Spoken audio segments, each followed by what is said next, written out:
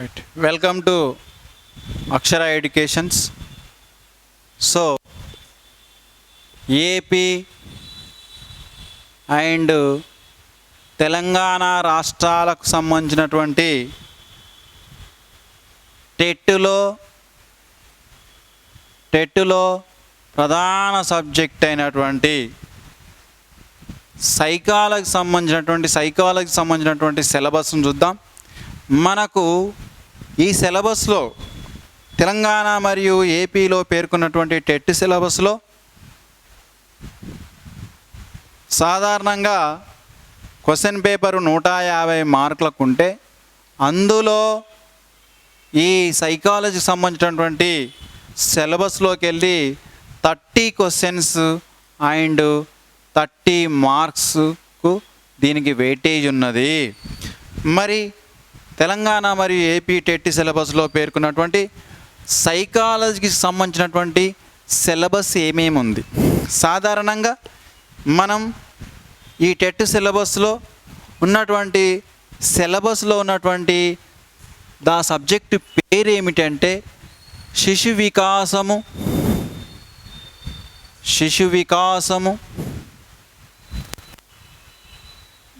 మరియు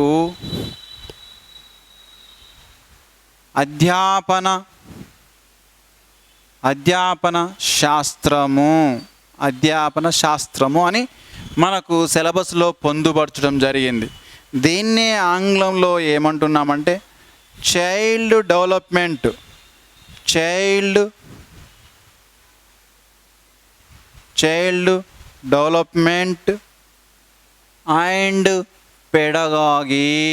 అండ్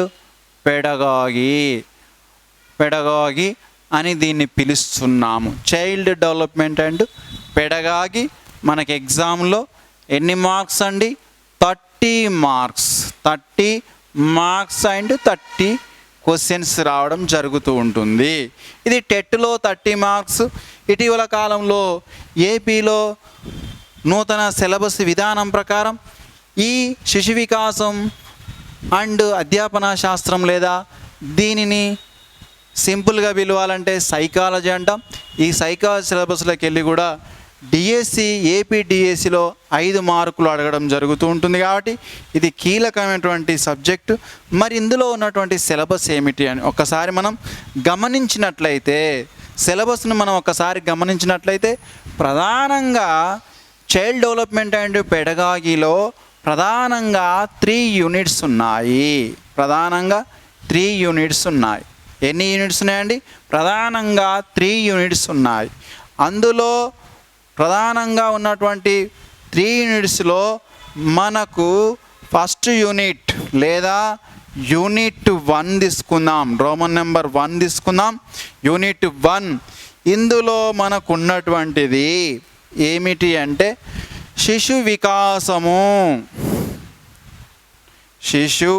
వికాసము అని ఇది మొదటి యూనిట్. దీన్ని ఆంగ్లంలో ఏమంటున్నాం అంటే చైల్డ్ డెవలప్మెంట్ అంటున్నాం. చైల్డ్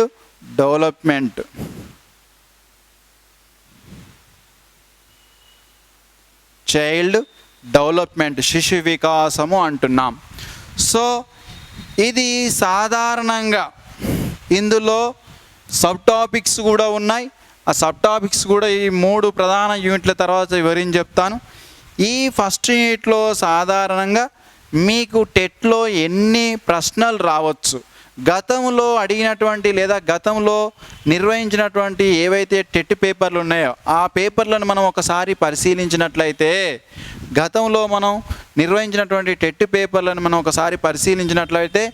ఈ మొదటి యూనిట్ నుండి ఇందులో ఉన్నటువంటి సబ్ టాపిక్స్ నుంచి ఎన్ని ప్రశ్నలు లేదా ఎన్ని మార్కులు అడగడం జరిగిందంటే సాధారణంగా ఒక 15 నుంచి 18 క్వశ్చన్స్ అడగడం జరిగింది. 15 నుంచి 18 ప్రశ్నలు అడగడం జరిగింది. అంటే ఎంత? 15 నుంచి 18 మార్క్స్ అని అర్థము. సో అతి ముఖ్యమైనటువంటి యూనిట్ ఇది. సో ఇది దాదాపు ఇందులో 60% సిలబస్ ఉంటుంది. ఫస్ట్ యూనిట్ మనం కంప్లీట్ చేసుకున్నట్లయితే దాదాపు 60% సిలబస్ని మనం పూర్తి చేసిన వాళ్ళం అవుతాం. ఇందులో 15 నుంచి 18 మార్కులు రావడానికి అవకాశం ఉన్నటువంటి యూనిట్. తర్వాత మనకున్నటువంటి రెండో యూనిట్, సెకండ్ యూనిట్, యూనిట్ 2 మనకి ఏం చెప్తుంది? అభ్యసనను అవగాహన చేసుకోవడము. అభ్యసనను లేదా అభ్యసనమును అవగాహన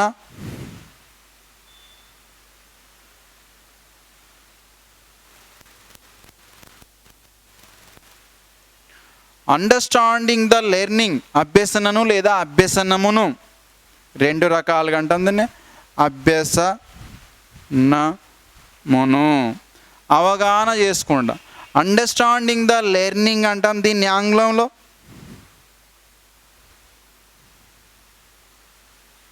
అండర్స్టాండింగ్ ద లెర్నింగ్ అంటాం దీన్ని. Understanding the learning. సో అభ్యసనను అవగాహన చేసుకోవడం, ఇందులో కూడా చాలా సబ్ టాపిక్స్ ఉన్నాయి. మరి ఈ సెకండ్ యూనిట్ నుంచి ఎన్ని ప్రశ్నలు రావడానికి అవకాశం ఉన్నది అంటే, సాధారణంగా ఇందులోకి వెళ్ళి మనకు ఒక 10 క్వశ్చన్స్ రావడానికి అవకాశం ఉన్నటువంటి ఏరియా. 8 నుంచి 10 ప్రశ్నలు రావడానికి అవకాశం ఉన్నటువంటి ఏరియా.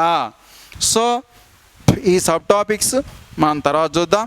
తర్వాత మనకున్నటువంటిది మేజర్ యూనిట్ 3.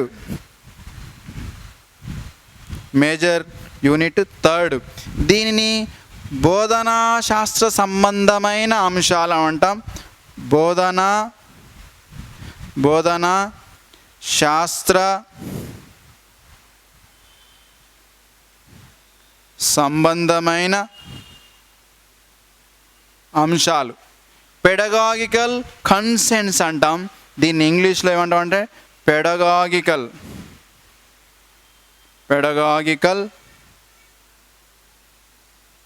కన్సెంట్స్ అంటాం. పెడగాగికల్ కన్సెంట్స్ అంటాం. దీంట్లో సాధారణంగా ఇక్కడ మనం గమనిస్తున్నాం 15 నుంచి 18, 8 నుంచి 10 అంటున్నాం. సో ఇక్కడ ఒక 15, ఇక్కడ ఒక 10 వేసుకున్న 25 అయినా ఇందులో ఒక 4 నుంచి 6 ప్రశ్నలు రావడానికి అవకాశం ఉన్నటువంటి 4 నుంచి 6 ప్రశ్నలు రావడానికి అవకాశం ఉన్నటువంటి యూనిట్. సో ఇందులో మనకు ప్రధానంగా మొదటి యూనిట్ శిశు వికాసం, చైల్డ్ డెవలప్మెంట్. రెండో యూనిట్ అభ్యసనను లేదా అభ్యసనమును అవగాహన చేసుకుంటా, understanding the learning. Third unit బోధనా శాస్త్ర సంబంధమైన అంశాలు, పెడగాగికల్ కన్సెంట్స్ అంటున్నాం.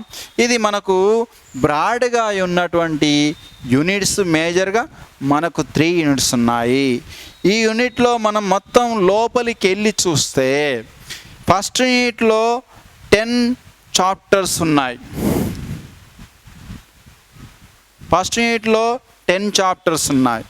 ఇందులో సెకండ్ యూనిట్లో 5 చాప్టర్స్ ఉన్నాయి. నెక్స్ట్ ఇందులో మనకు ఒక 13 చాప్టర్స్ ఉన్నాయి. కానీ ఇందులో మనం మేజర్గా ఒక 5 చాప్టర్స్ మాత్రమే చూస్తాము. 5 చాప్టర్స్ మాత్రమే చూడడం జరుగుతుంది. మిగతా అంశాలు వివిధ మెథడాలజీ సబ్జెక్ట్స్ ఏవైతే ఉన్నాయో, social method, science method, mathematics method ఏవైతే ఉన్నాయో ఇందులోకి వెళ్ళి దానికి దీనికి సంబంధం ఉన్నటువంటి అంశాలు కాబట్టి ఇక్కడ మనం మేజర్గా ఒక 5 చాప్టర్స్ మనం చూడడం జరుగుతుంది. మిగతా మెథడ్కి సంబంధించినటువంటి అంశాలు ఎక్కువగా ఉండడం జరుగుతూ ఉంటుంది. ఇది మనకు అవుట్లైన్ సిలబస్. సో ఏపీ మరియు టిఎస్లో టెట్ సిలబస్ అంటున్నాం. టెట్ యొక్క syllabus. So AP and TS TET syllabus. So దాన్ని డిఎస్సిలో కూడా ఇదే సిలబస్ ఉంటుంది.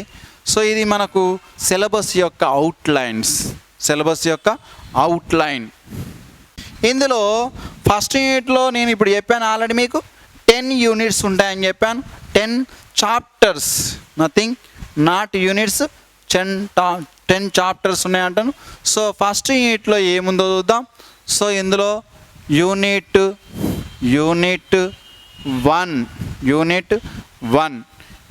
1 ఏంటిదండి? శిశు వికాసము అంటున్నాం. శిశు వికాసము యూనిట్ పేరు ఏందండి? శిశు వికాసము. దీన్ని ఇంగ్లీష్లో ఏమంటున్నామంటే చైల్డ్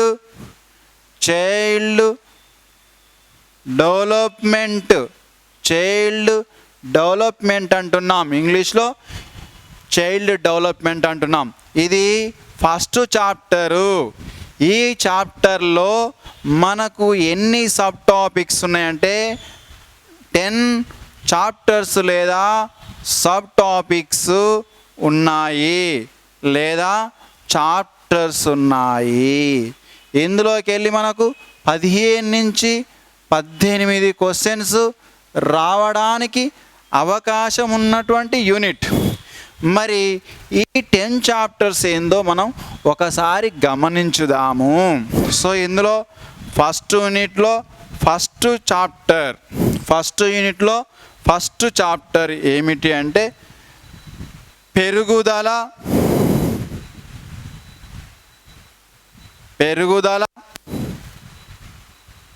వికాసము పరిణతి యొక్క భావన స్వభావము. ఏమంటున్నాం? మొదటి యూనిట్ పేరు ఏందండి? పెరుగుదల వికాసము పరిణతి యొక్క భావన మరియు స్వభావం. Concept and nature of growth development and maturation పరిణతి అంటున్నాం. ఇది first chapter in the first unit. Next unit 1.2 మొదటి యూనిట్లో రెండవ చాప్టర్ ఏమిటంటే వికాస నియమాలు సూత్రాలు. వికాస నియమాలు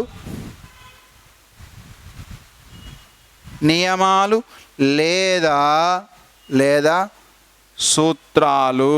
వికాస నియమాలు లేదా సూత్రాలు. దీనిని ఆంగ్లంలో ఏమంటున్నామంటే ప్రిన్సిపల్స్ ఆఫ్ డెవలప్మెంట్ అంటున్నాం. ప్రిన్సిపల్స్ ఆఫ్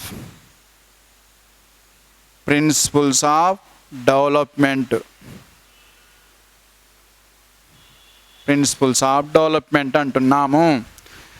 సో నెక్స్ట్ 1.3 ఏమిటి అంటే వికాసాన్ని ప్రభావితం చేసే అంశాలు. వికాసాన్ని factors affecting growth and development. పెరుగుదల అండ్ వికాసాన్ని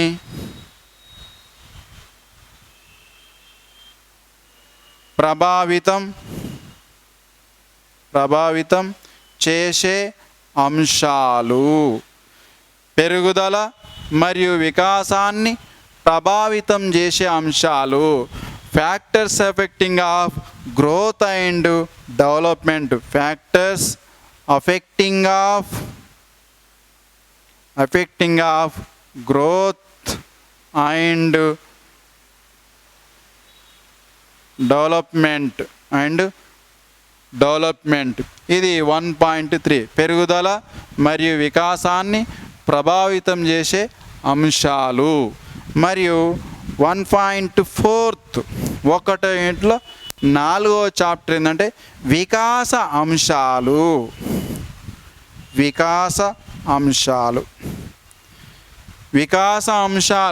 దీన్నే ఆంగ్లంలో ఏమంటున్నామంటే ఎలిమెంట్స్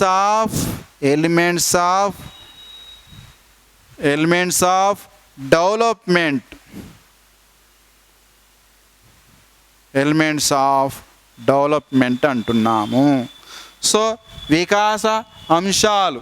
ఇందులో సాధారణంగా వికాసంలో 5 అంశాలు ఉంటాయి.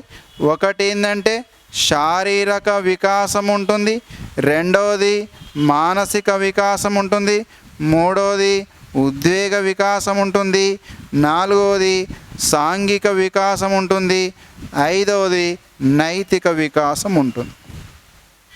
సో ఈ విధంగా వికాసంలో మొత్తం 5 అంశాలు ఉంటాయి.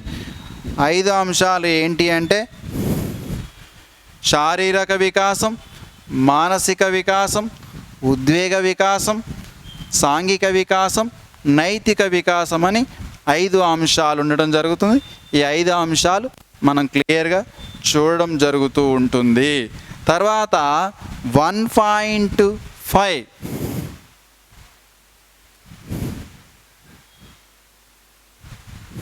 1.5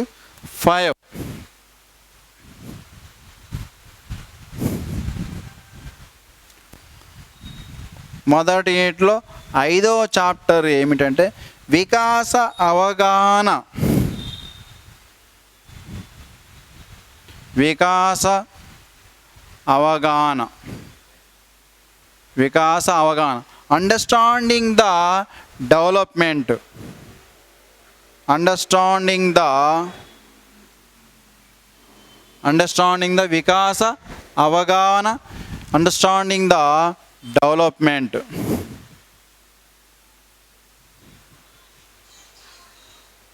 రైట్. సో ఇక్కడ మనం వికాసాన్ని అవగాహన చేసుకోవడానికి సాధారణంగా సిద్ధాంతాలు ఉన్నాయి. ఇక్కడ సాధారణంగా మనకు ఉన్నటువంటి సిద్ధాంతాలు ఇక్కడ 5 రకాల సిద్ధాంతాలు ఉండడం జరుగుతూ ఉంటుంది. ఆ సిద్ధాంతాలు ప్రధానంగా ఏమిటంటే కోల్బర్గ్ ప్రజ్ఞా వికాస సిద్ధాంతం, కోల్బర్గ్ ఇక్కడ కొంచెం కట్ చేయి. 1.5 వికాస అవగాహన, అండర్స్టాండింగ్ ద డెవలప్మెంట్. సో ఒక వ్యక్తి యొక్క వికాసాన్ని అవగాహన చేసుకోవడానికి వివిధ దేశాలకు చెందినటువంటి మనోవిజ్ఞాన శాస్త్రవేత్తలు 5 రకాల సిద్ధాంతాలను చెప్పడం జరిగింది మనకు. అందులో మొదటి సిద్ధాంతం ఏంటంటే ప్రజ్ఞా వికాస సిద్ధాంతం. వికాస సిద్ధాంతం లేదా దీన్నే సంజ్ఞానాత్మక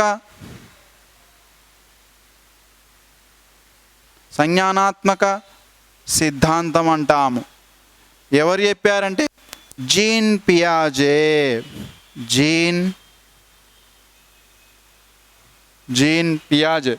ప్రజ్ఞా వికాస సిద్ధాంతం లేదా సంజ్ఞానాత్మక సిద్ధాంతం, దీనిని ప్రతిపాదించినటువంటి వ్యక్తి జీన్ పియాజే. అదేవిధంగా నైతిక వికాస సిద్ధాంతం అంటాం దీన్ని.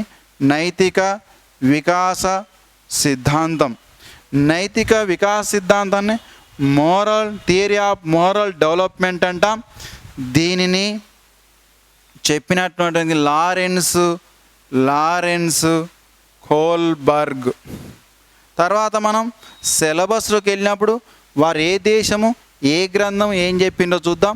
ప్రస్తుతానికి 5 నైతిక వికాస సిద్ధాంతం. తర్వాత మనకున్నటువంటి సిద్ధాంతం సాంఘిక వికాస సిద్ధాంతం. సాంఘిక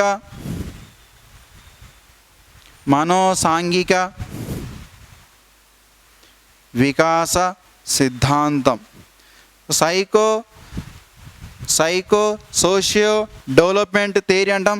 దీన్ని చెప్పినటువంటి మనోవిజ్ఞాన శాస్త్రవేత్త, అమెరికా దేశానికి చెందినటువంటి మనోవిజ్ఞాన శాస్త్రవేత్త ఎరిక్ అండ్ ఎరిక్సన్. సో సాంఘిక వికాస సిద్ధాంతం, దీన్ని ప్రతిపాదించినటువంటి వ్యక్తి Erik and Erikson. Psycho socio development theory అంటాం. అదేవిధంగా భాషా వికాస సిద్ధాంతం.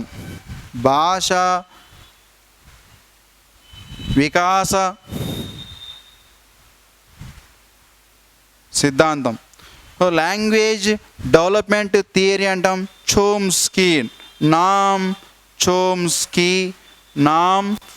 చోమ్స్కీ అనేటువంటి వ్యక్తి దీన్ని చెప్పడం జరిగింది.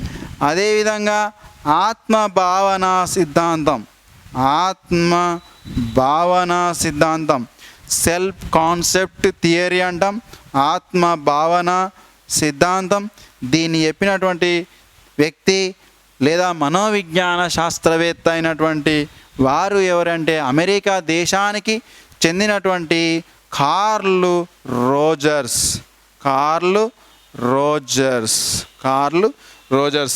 ఇవి 1.5లో వికాస అవగాహనకు సంబంధించినటువంటి సిద్ధాంతాలు. ఈ సిద్ధాంతాలను 5 రకాల సిద్ధాంతాలను మనం నేర్చుకోవడం జరుగుతూ ఉంటుంది. తర్వాత మనకు ఫస్ట్ యూనిట్లో 6వ చాప్టర్, ఫస్ట్ యూనిట్లో మనకున్నటువంటిది 6th చాప్టర్ ఏమిటంటే వైయక్తిక భేదాలు.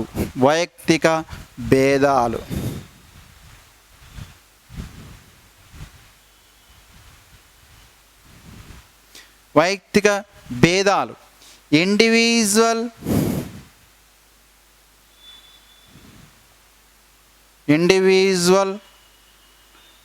డిఫరెన్సెస్.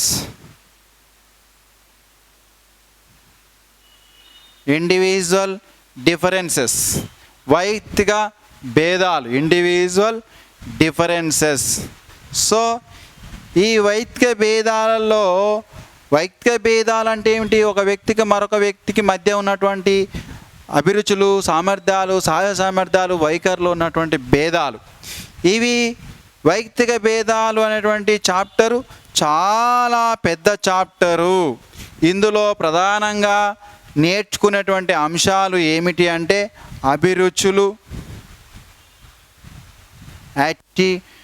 అభిరుచులు, ఇంట్రెస్ట్ అంటాం. తర్వాత వైఖరులు, యాటిట్యూడ్స్. నెక్స్ట్ సహజ ప్రజ్ఞ, ఇంటెలిజెంట్. నెక్స్ట్ ప్రజ్ఞ, ఇంటెలిజెన్స్. తర్వాత సహజ సామర్థ్యాలు,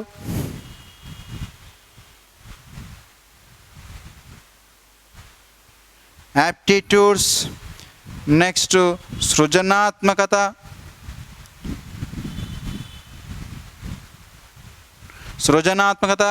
క్రియేటివిటీ.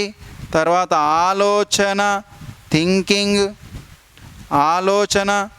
థింకింగ్ అంటున్నాం. అభిరుచులు, వైఖరులు, ప్రజ్ఞ, సహజ సామర్థ్యాలు, సృజనాత్మకత, ఆలోచన, అలవాట్లు. నెక్స్ట్ చింతన. ఈ అంశాలన్నీ కూడా మనకు వైయక్తిక భేదాల్లో వచ్చేటువంటి సబ్ చాప్టర్స్. అతి పెద్ద చాప్టరు మనకున్నటువంటిది వైయక్తిక భేదాలు. సో 1.6 వైయక్తిక భేదాలు. తర్వాత 1.7 అంటే మొదటి యూనిట్లో 7th చాప్టర్. మొదటి యూనిట్లో మనకున్నటువంటిది 7th చాప్టర్ ఏమిటంటే మూర్తిమత్వ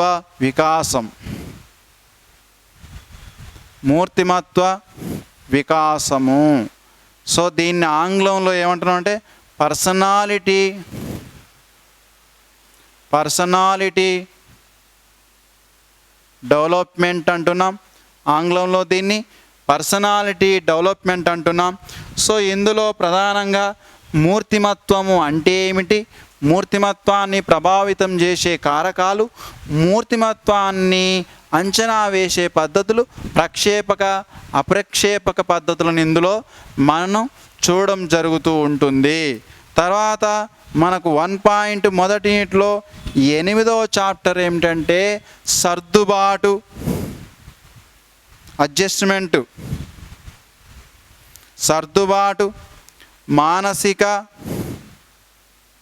మానసిక ఆరోగ్యము. సో సర్దుబాటు, సమయోజన, విషమయోజనం, సర్దుబాటు,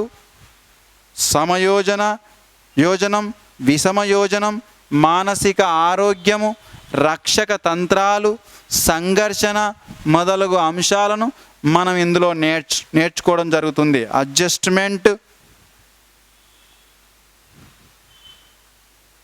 అండ్ మెంటల్ హెల్త్, మానసిక ఆరోగ్యము ఇందులో నేర్చుకోవడం జరుగుతుంది. ఇందులో ప్రధానంగా ఇతర అంశాలు ఏమిటంటే రక్షక తంత్రాలు, సంఘర్షణ, సమయోజనము, విషమయోజనము మొదలగు అంశాలను కూడా ఇందులో నేర్చుకోవడం జరుగుతూ ఉంటుంది. నెక్స్ట్ మొదటి యూనిట్లో 9th చాప్టర్ అతి ముఖ్యమైనటువంటి చాప్టర్ శిశు వికాస అధ్యయన పద్ధతులు, methods and approaches of child development, methods and approaches of child development. So ఇది కూడా అతి ప్రధానమైనటువంటి చాప్టర్. సాధారణంగా శిశు వికాస అధ్యయన పద్ధతులు అంటే మనోవిజ్ఞాన శాస్త్రం ఏర్పడక ముందు మరియు మనోవిజ్ఞాన శాస్త్రం ఏర్పడిన తర్వాత ఒక విద్యార్థి యొక్క ప్రవర్తనను పాఠశాల వెలుపల మరియు పాఠశాలలో అధ్యయనం చేయడానికి అనేక పద్ధతులను ఇందులో ఉపయోగించడం జరిగింది. ఇందులో ప్రధానంగా ఒక 8 రకాల పద్ధతులను మనకు సూచించడం జరిగింది, సిలబస్లో పొందుపరచడం జరిగింది. కాబట్టి ఈ సిలబస్లో ఉన్నటువంటి అంశాలు ప్రధానంగా మనోవిజ్ఞాన శాస్త్రము ప్రత్యేక శాస్త్రంగా ఏర్పడక ముందున్నటువంటి అధ్యయన పద్ధతులు ఏమిటంటే స్పెక్యులేటివ్ మెథడ్, దాన్ని ఏమంటామంటే ఊహా పద్ధతి అంటాం, తెలుగులో ఊహా పద్ధతి అంటాం. దీన్నే ఆంగ్లంలో స్పెక్యులేటివ్ మెథడ్ అంటాం. తర్వాత మనకు రెండవ పద్ధతి ఏమిటంటే సంఘటన రచనా పద్ధతి,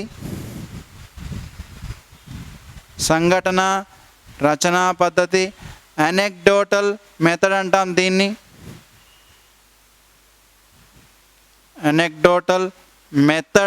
దీన్ని, తర్వాత మనోవిజ్ఞాన శాస్త్రం ఒక ప్రత్యేక శాస్త్రంగా ఆవిర్భవించిన తర్వాత వెలుగులోనికి వచ్చినటువంటి అధ్యయన పద్ధతులు అంత పరీక్షణ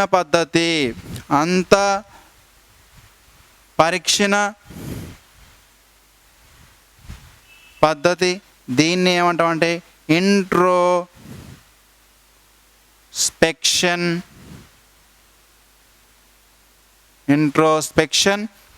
మెథడ్, అంత పరీక్షణ పద్ధతి అని చెప్పుకోవడం జరుగుతుంది. తర్వాత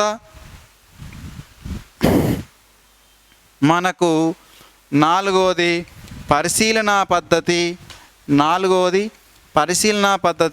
ఇందులో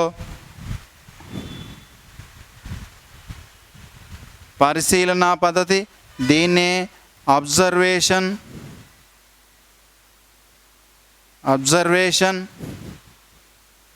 మెథడ్ అంటాం.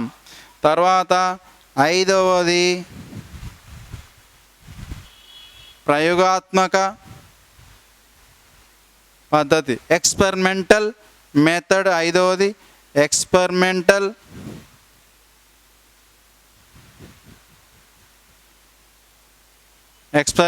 మెథడ్. నెక్స్ట్ వ్యక్తి చరిత్ర అధ్యయన పద్ధతి. ఆరవది వ్యక్తి చరిత్ర అధ్యయన పద్ధతి. దీన్ని ఏమంటున్నామంటే ఆంగ్లంలో కేస్ స్టడీ మెథడ్ అంటాం. కేస్ స్టడీ మెథడ్ అని చెప్పుకోవడం జరుగుతుంది వ్యక్తి చరిత్ర అధ్యయన పద్ధతి. తర్వాత ప్రశ్నావళి పద్ధతి అంటాం, ప్రశ్నావళి పద్ధతి. దీన్నే ఆంగ్లంలో క్వశ్చనేర్ మెథడ్ అంటున్నాం.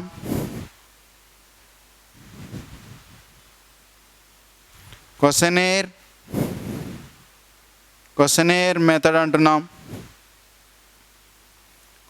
మెథడ్. నెక్స్ట్ పరిపృచ్ఛ పద్ధతి. పరిపృచ్ఛ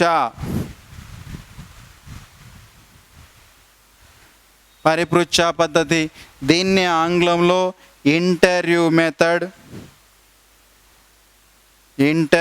దీన్ని ఆంగ్లంలో ఇంటర్వ్యూ మెథడ్ అని కూడా పేర్కోవడం జరుగుతుంది. పరిపృచ్ఛ పద్ధతి. నెక్స్ట్ మనకు ఇటీవల కాలంలో నూతనంగా కొత్త పుస్తకంలో ఉన్నటువంటి అంశాలు కూడా మనకు పేర్కోవడం జరిగింది. అందులో ప్రధానంగా అనుదైర్ఘ్య పద్ధతి మరియు అడ్డుకోత పద్ధతులను కూడా మనకు సిలబస్లో పొందపరచడం జరిగింది. అనుదైర్ఘ్య పద్ధతి మరియు అడ్డుకోత పద్ధతులు అనేటి 2 పద్ధతులను కూడా మనకు సిలబస్లో longitudinal method and cross sectional method అంటాం ఆంగ్లంలో. Longitudinal and cross sectional method, longitudinal మరియు క్రాస్ సెక్షనల్ పద్ధతి మెథడ్ అని కూడా మనం పేర్కోవడం జరుగుతుంది. ఇది 1.9లో ఉన్నటువంటి శిశు వికాస అధ్యయన పద్ధతుల్లో ఉన్నటువంటి సబ్ టాపిక్స్. ఇందులో మనం ఇవన్నీ కూడా అధ్యయనం చేయడం జరుగుతుంది, చదవడం జరుగుతుంది. తర్వాత 1.10 మనకున్నటువంటి అంశం 1.10 ఉన్నటువంటి అంశం ఏమిటంటే ప్రవర్తన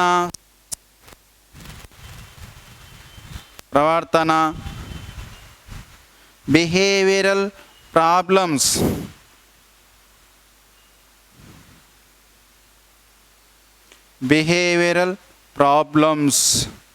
సో మనకు ఇందులో ప్రవర్తనా సమస్యల గురించి కూడా, అంటే శిశువులో ప్రధానంగా వ్యక్తం చేసేటువంటి ప్రవర్తనా సమస్యలు ఏమిటి, వాటిని ఇందులో మనం అధ్యయనం చేయడం జరుగుతుంది. సో ఎంత మనకు అవుట్లైన్ సిలబస్ కంప్లీట్గా శిశు వికాసం మరియు అధ్యాపన శాస్త్రంలో 3 యూనిట్లో మొదటి యూనిట్లో ఉన్నటువంటి 10 చాప్టర్స్. సో తర్వాత మనకు యూనిట్ 2లో ఏమేం చాప్టర్స్ ఉన్నాయి, అందులో ప్రధానంగా ఉన్నటువంటి చాప్టర్స్ ఏందో మనం ఒకసారి గమనించుదాము. సో యూనిట్ 2లో ఉన్నటువంటి మనకు యూనిట్ 2లో ఉన్నటువంటి చాప్టర్స్ ఇక్కడ అభ్యసనమును సాధారణంగా యూనిట్ 2 ఏంది, అభ్యసనమును అవగాహన చేసుకొనుట అనేది మనకు major unit. Understanding the learning అంటున్నాం దీన్ని మనం. అండర్స్టాండింగ్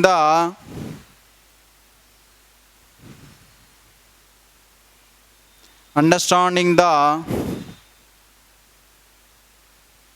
లెర్నింగ్ అంటున్నాం.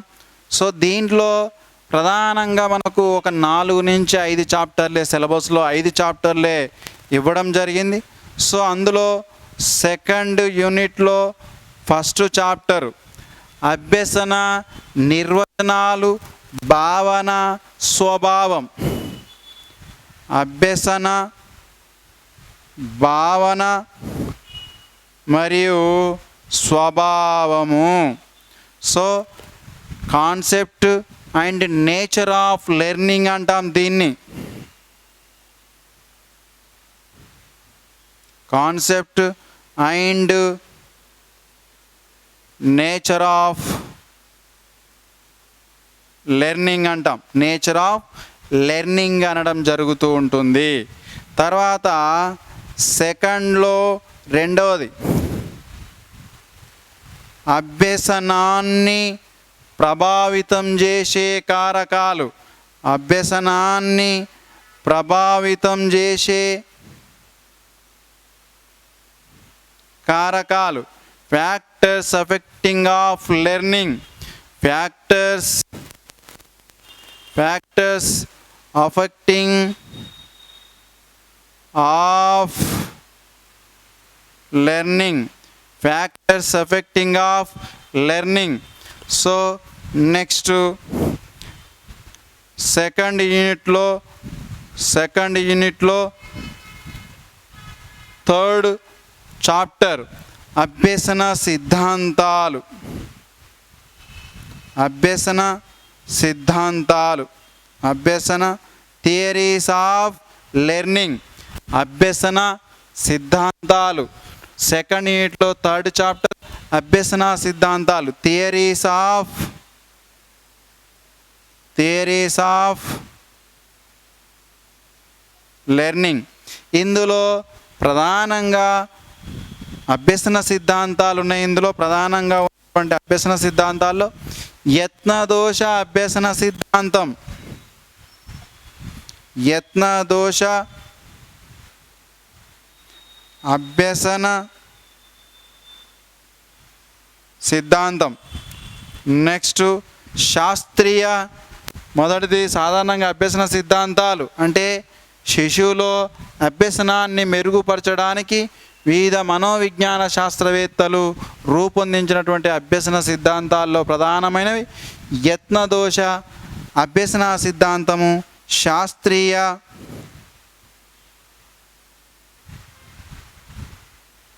నిబంధన సిద్ధాంతం, శాస్త్రీయ ట్రయల్ అండ్ ఎర్రర్ మెథడ్, శాస్త్రీయ నిబంధన సిద్ధాంతం, classical conditioning theory.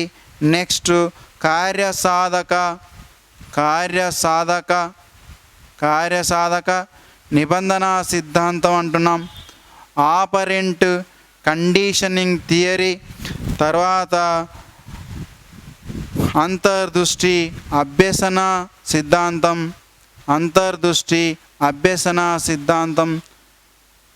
Insightful learning theory. యత్నదోష అభ్యసన సిద్ధాంతం, శాస్త్రీయ నిబంధన సిద్ధాంతం, కార్యసాధక నిబంధన సిద్ధాంతం, అంతర్దృష్టి అభ్యసన సిద్ధాంతం. తర్వాత బండూరా పరిశీలన సిద్ధాంతం,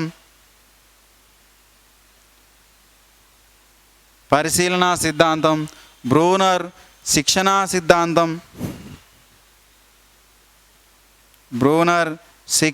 సిద్ధాంతం. ఇవన్నీ కూడా మనము సెకండ్ యూనిట్లోని థర్డ్ చాప్టర్లో నేర్చుకోవడం జరుగుతూ ఉంటుంది. తర్వాత మనకు 2.4లో ఉన్నటువంటి అంశాలు అభ్యసన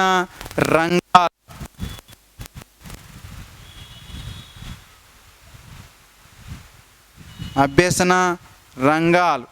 so areas in learning.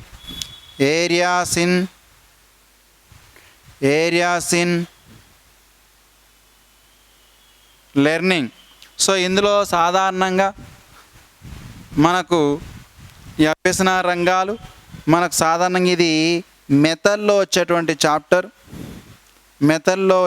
Chapter ఇది అయినప్పటికీ కూడా మనం ఇక్కడ చూడడం జరుగుతూ ఉంటుంది. తర్వాత మనకు సెకండ్ చాప్టర్లో ఫిఫ్త్ చాప్టర్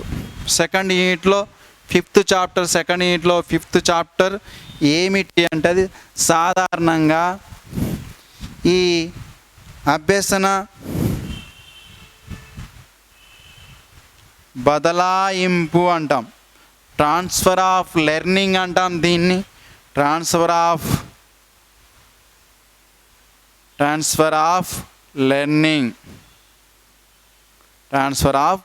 లెర్నింగ్ అంటాం.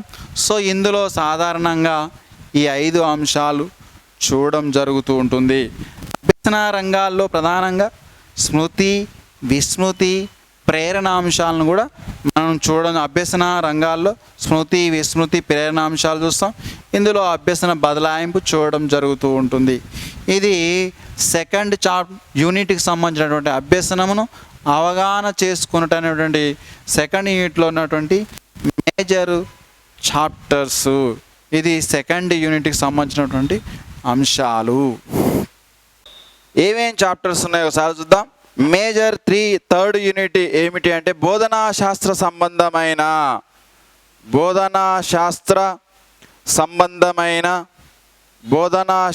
సంబంధమైన అంశాలు. సో ఇందులో దీన్ని ఇంగ్లీష్లో ఏమంటున్నామంటే పెడగాగికల్ కన్సెంట్స్ అంటున్నాం. పెడగాగికల్ కన్సెంట్స్. సో ఇందులో ప్రధానంగా మనకు దాదాపు ఒక 12 నుంచి 13 చాప్టర్స్ ఉంటాయి. కానీ ఈ 13 చాప్టర్స్ మనం ఇందులో చదవము. కేవలం ఒక 4-5 చాప్టర్లు మాత్రమే చదవడం జరుగుతుంది. మిగతా ఈ మెథడాలజీకి సంబంధించినటువంటి ఏరియా కాబట్టి మీకు వివిధ బోధనా పద్ధతులు, సైన్స్, సోషల్, మ్యాథమెటిక్స్ బోధనా పద్ధతులు టీచ్ చేసేటప్పుడు అవి అందులో విలీనమై ఉంటాయి కాబట్టి అవి అక్కడ చూడవచ్చు. ఇక్కడ మనం ప్రధానంగా చూసేటువంటి టాపిక్స్ ఏమిటంటే బోధన మరియు అభ్యసన భావన అర్థము. బోధన అభ్యసనము భావన మరియు అర్థము. నెక్స్ట్ ఇందులోనే ముఖ్యమైనటువంటి టాపిక్ తరగతి గది నిర్వహణ. తరగతి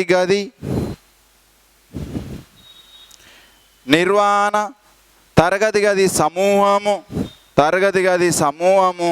ఇందులో ప్రధానంగా చూసేటువంటి ఏమిటంటే మార్గదర్శకత్వము, గైడెన్స్ అంటాం. మార్గదర్శకత్వము, గైడెన్స్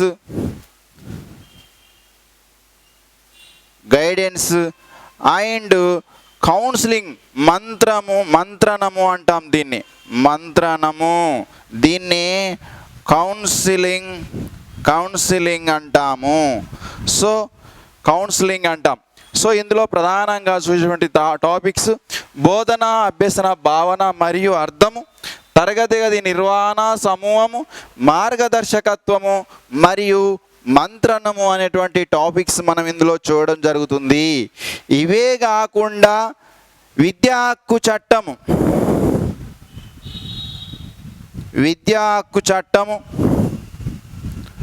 ఆర్టీఈ 2009 ఒకటి చూడడం జరుగుతుంది. మరియు బాలల చైల్డ్ రైట్స్ అంటున్నాం, బాలల హక్కులు. తర్వాత జాతీయ పాఠ్య ప్రణాళిక చట్టము ఎన్సిఎఫ్ 2005. ఇవి ప్రధానంగా ఇందులో మనం చూసేటువంటి టాపిక్స్. 1, 2, 3 ఈ 2 కలిసి ఒకటే టాపిక్. ఇవి చూడడం జరుగుతుంది. బోధన, అభ్యసన భావన మరియు అర్థము, తరగతి గది నిర్వహణ సమూహము, మార్గదర్శకత్వము, మంత్రణము, విద్యా హక్కు చట్టము, బాలల హక్కులు ఎన్సిఎఫ్ 2005. ఇవి ఇందులో ప్రధానంగా చూసేటువంటి chapters. So this is about the syllabus for child development and pedagogy in TET and DSC for TS and AP. So ఈరోజు మనం నెక్స్ట్ ఇందులో మనం ఫస్ట్ యూనిట్లోకి వెళ్ళి ఒక్కొక్క చాప్టర్ వైజ్ మనం చూద్దాం. వాటిలో ఎగ్జామ్లో ఏ విధంగా ఇస్తున్నాడు, మరి మనం ఎన్ని ప్రశ్నలకు ఎన్ని వేయవచ్చు, 30కి 30 మార్కులు సాధించవచ్చునా, అన్నీ కూడా మనం సిలబస్లోకి చెప్పుకుంటూ వెళ్ళినప్పుడు ప్రధానంగా చూడవలసినటువంటి అవసరం ఉన్నది. సో ఇందులో ప్రధానంగా మనకున్నటువంటి మొదటి చాప్టర్లో ఉన్నటువంటి ప్రధానంగా ఒక చాప్టర్ని తీసుకుందాం. అందులో ప్రధానంగా ఉన్నటువంటిది